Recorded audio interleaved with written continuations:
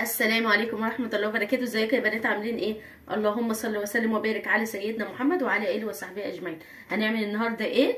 هنعمل النهارده معانا كيكه تايجر، حاجه حلوه قوي كده وسريعه، في ساعتها كده 5 دقايق ولا 10 دقايق كبيرك قوي في المطبخ تكون عامله احلى كيكه. ما هتتعمل ازاي؟ معايا هنا 2.5 كوب من الدقيق هنخلهم قدامكم، معايا هنا 3 بيضات، ومعايا 3 ظروف من الفانيليا. ما عندكيش فانيليا حطي معلقه صغيره، ومعايا هنا 1.25 كوب من السكر، وكوبايه لبن، وكوبايه الا ربع من الزيت، ومعايا 1.5 معلقة من الكاكاو اللي هو من غير محلي اللي هو بتاع الحلويات، ومعايا كيس كيك شيف. دلوقتي هنعمل ايه؟ انا دلوقتي هنخل الدقيق مره واثنين وثلاثه على قد ما تقدري نخليه.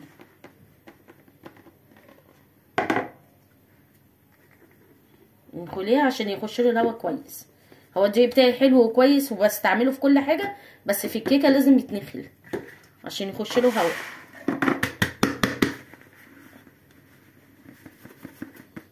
انا ده يعتبر ربع مره بنخلها اهي كده، نخله كده.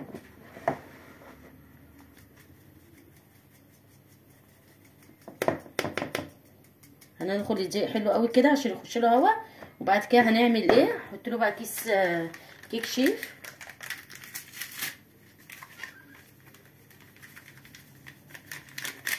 هنحط باكو حلو، وهحط ذره ملح. دي الحاجات الايه اللي هي الجافه، ذره كده بس. وهتقلبي كويس قوي الايه الدقيق مع كيك شيف. خلاص هنحطه بقى على جنب كده. تعالوا بقى عند الخلاط نوريكم بقى انا هعمل ايه. دلوقتي بقى هنعمل ايه؟ هنكسر كده، هنكسر البيض مع بعض كده اهي. معايا هنا ايه 3 بيضات.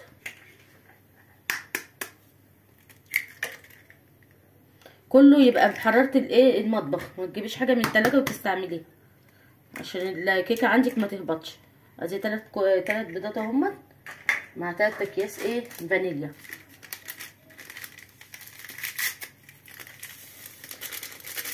هضرب البيض وارجع لكم تاني. ضربنا كده البيض يا حبايبي مع الفانيليا. هنحط ايه بقى؟ هنحط اللبن، وبرضك هنديها ضربه ايه حلوه كده.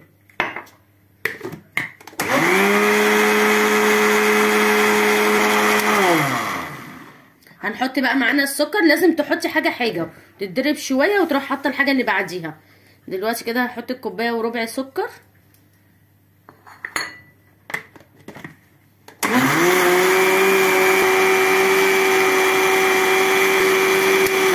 اهو يا حبايبي كده ضربنا، يبقى السكر والبيض والفانيليا دلوقتي بقى واللبن. دلوقتي بقى انا هحط ايه؟ احط الزيت بردك معاهم، ده اخر حاجه. هتضربيه بقى كويس قوي لحد ما تدخلي الهواء حلو قوي وتعملي فوم ايه عالي في قلبيه. يعني من 3-4 دقايق كده تقعدي تضربي فيه، تفصلي وتضربي عشان الخلاط بتاعك ما يبص. هضربهم وارجع لكم تاني. اهو يا حبايبي بعد ما خلطنا خلاص المكونات مع بعضها، اهم حاجه تخلطيهم مع بعض كويس قوي لحد ما يبقوا عاملين فوم كده كده اهو المنظر ده. دلوقتي بقى هنعمل ايه؟ هحط بقى المكونات على بعضها دلوقتي، وهتقلبي باتجاه واحد بس. يعني ما تقعديش تعملي كده وكده، لا هنقلب بقى باتجاه واحد بس كده. تقلبيه بقى كويس قوي كده عشان ما يبقاش فيه اي عجينه من تحت في ايه في القاعده من تحت. تقلبيها بقى كويس قوي كده اهو. احلى كيكه ان شاء الله هاكلها لكم النهارده. ومكوناتها حلوه قوي وبسيطه قوي. يعني البيض ده حسب ما انت حابه بقى، بس انا عشان هعمل صينيه كبيره قلت احط ايه 3 بيضات. السمك بتاعه بص عامل ازاي اهو. هو ده السمك اللي انا عاوزاه، ولا تبقى تقيله قوي ولا تبقى خفيفه ايه عشان تطلع معاكي حلو. خلاص كده نقلبها لحد ما نحس ان كل الدقيق خلاص ايه ده مع المكونات اللي احنا حاطينها. دلوقتي بقى انا هعمل ايه؟ دلوقتي هوريكي. انا مش هسيب اي حاجه، الحاجه غليت قوي اهو. اولادي عاوزين ياكلوا حاجه حلوه، مش هناكلهم حاجه حلوه عايزين هنقوم نعمل. امتى المدارس تيجي بقى؟ امتى الاجازه تيجي، امتى المدارس تيجي، عشان انا خلاص تعبت اهو. هنقلبه بقى حلو كده مع بعضه. خلاص هحط دلوقتي بقى ايه معايا الطبق التاني اللي انا ايه دخلت فيه. هنحط بقى ايه نص المكونات دي هنا اهو، نص العجينه دي هنا والنص التاني الناحيه التانيه. اهم حاجه في المرحله دي انك تظبطي ايدك عشان تطلع كلها شكل واحد. انا بقول عاوزه تاني بس. لو الدقيق لو عوزنا معلقتين دقيق تاني مفيش مشكله، هنحط معلقتين دقيق هنا لحد ما نظبط بس العجينه. دلوقتي بقى هحط ايه، هحط الكاكاو. هحط شويه الكاكاو دول معلقتين ونص كده، معلقتين ونص من الكاكاو. تروحي مقلبه بقى الخليط ده مع بعضه كده.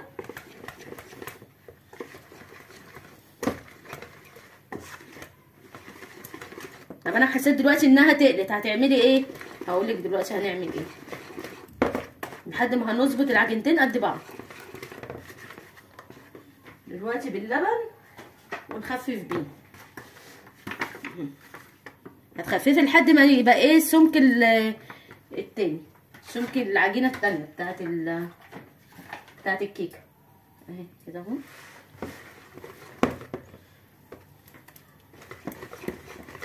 لحد ما نظبط السمك الاتنين يبقوا قد بعض مفيهاش اي مشكله.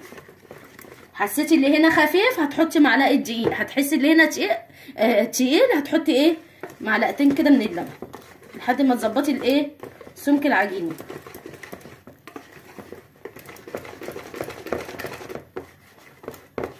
المهم ان انت ما تخليش خالص في بودره من اللي هي بودره الكاكاو، تكوني مقلباها حلو كده ببعض. حسيتي بردك انها تقيله شويه عن البتاع ده عن العجينه دي، يبقى انت هتزودي لها كمان شويه لبن. هتقعدي تظبطي فيها كده لحد ما الاتنين يبقوا قد يعني السمك واحد. هحط لها بردك شويه لبن كده بق ببق كده. استنوا اللبن عمال يقع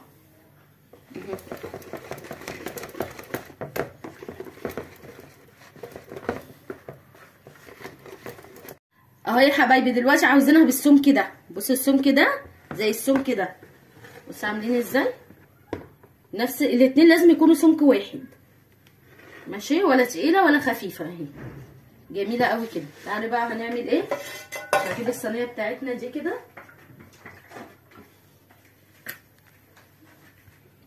دلوقتي بقى هنعمل ايه، هحط شويه زيت كده في الصينيه، يا اما تبدريها يعني، يا اما تبدريها يا اما تحط لها لازم شويه زيت كده وتدهني الصينيه. هتقولي لا مش لازم، لا لازم لانها هتلاقيها لزقت مني ماشي. هتدهني كده الصينيه والجوانب كويس قوي لانها بتبقى عاوزه تترفع ساعات وتبقى ماسكه في الصينيه ما تبقاش ايه مفيش حاجه مساعداها انها تترفع لفوق. يبقى احنا كده دهنا الصينيه حلوه قوي اهي. تاكدي من كل حته في الصينيه الدهن كده. هو الحاجات دي على فكره عيالنا بيفرحوا باشكالها قوي يعني، هي حاجه بسيطه بس بتفرح اولادنا اهي. هتحطي بقى هنا كده. المهم تكون ايدك في نص الصينيه كده. وتروحي جايبه العجينه التانيه دي كده ثانيه واحده بس في النص بالظبط.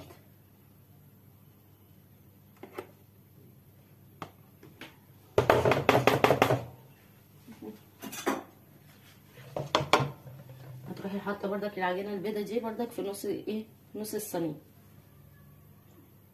في نص العجينه بالظبط تروحي حاطه.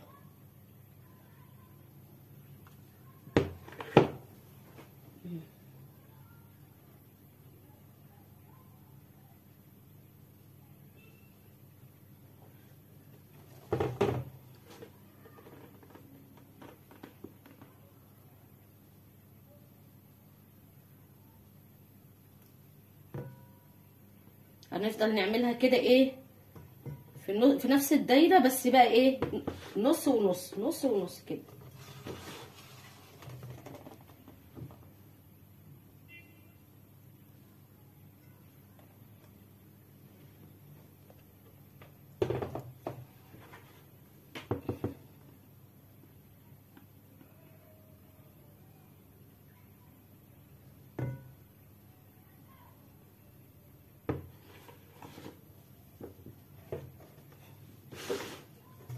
بيني وبينكم يعني الكبار والصغيرين بيحبوا الاشكال دي الصراحه يعني. بس المهم تكوني مظبطه ايدك في نص الصينيه بالظبط عشان تطلع معاكي مظبوطه. يا سلام لو حاجه بقى ليها بوز كده او بق تنزل معاكي على طول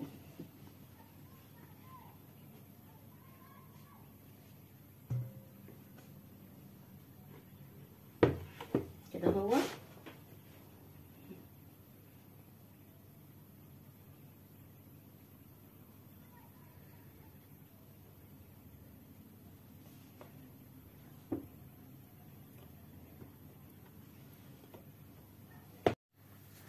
اه يا حبايبي هنقعد بقى نظبط فيها كده حبه من هنا وحبه من هنا كده لحد ما ايه تبقى شكل التايجر. على الاقل برضك تكوني غيرتي حتى شكل الكيكه اللي هي الايه التقليدي بتاعتنا.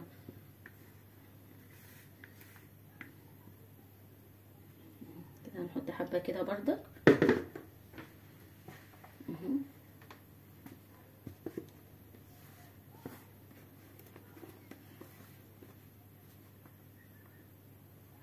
لازم تكون في النص بالظبط عشان لو طلعت بره هتفركش الشكل اللي هو التايجر.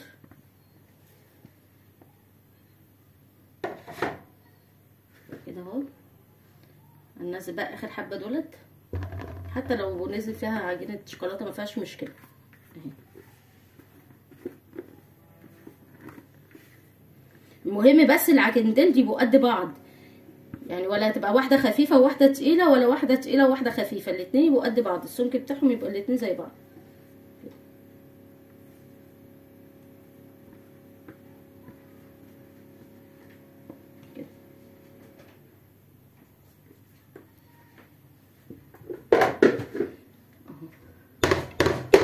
اخبطي بقى فيها خبطتين كده عشان لو فيها اي هوا اي حاجه تطلع معاكي.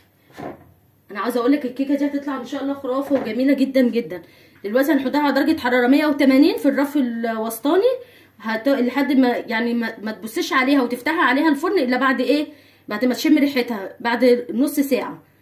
يعني فوق النص ساعه افتحيها عليها، اقل من النص ساعه ما تفتحيش عليها عشان ما تهبطيش وتطلعي منها الهواء اللي هو في قلب الايه في قلب الفرن ماشي. ولما تطلع كده بقى اوريها لكم اهو يا حبايبي. بعد ما الكيكه طلعت بقى جميله كده حاجه تحفه وريحتها جميله والله العظيم اهي. بص عامله ازاي، هقطعها بقى عشان اوريها لكم. بس هي سخنه ايه، المفروض تبرد خالص وبعد كده بنقطعها، بس انا عشان اوريها لكم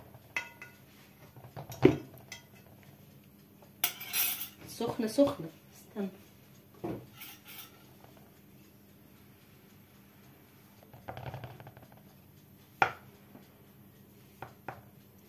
يفطروا بقى بيها الصبحيه، يرجعوا في وسط اليوم ياكلوا منها، بالليل بردك كده بردك يفتحوا وياكلوا منها اهي.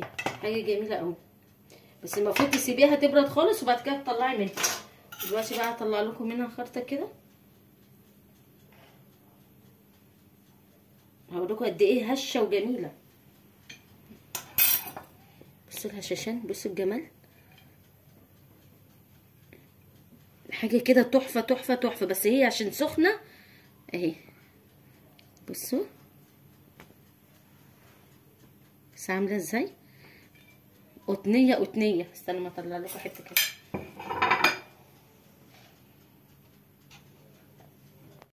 وبعد ما قطعناها يا حبايبي كده شفتوا بالمنظر ده، بصوا بقى عامله ازاي من جوه هشه وجميله جميله جميله وسنفنج. بص عامله ازاي تحسي قطنيه والله اهي. بص الجمال، حاجه كده تحفه تحفه تحفه. لو وصلتي بقى لحد كده في الفيديو وعجبكم الفيديو اعملي لي بقى لايك واشتراك وكومنت حلو كده زيكم. والسلام عليكم ورحمه الله وبركاته.